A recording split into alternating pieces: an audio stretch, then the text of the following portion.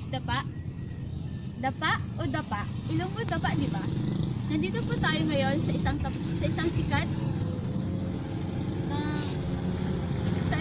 na subdivision ng PhilHearts na kung saan maraming kabataan ang naglalaro ng isang sikat na online game na tinatawag na COC o Clash of Clans pala. Tara, samahan niyo ako. Ayun, may nakita na ako mga asong gala. Ay, hindi, mga bata pa lang. Kuya, pwede ka ba maistorbo? Nakita mong busy ako, di ba? Ate, pwede ka bang ma-interview? Ano bang meron sa COC at parang pinahumalingan?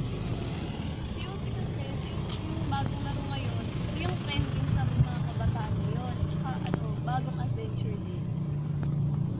Ayon niya sa kanila, ang COC ay bagong trending na online game ngayon.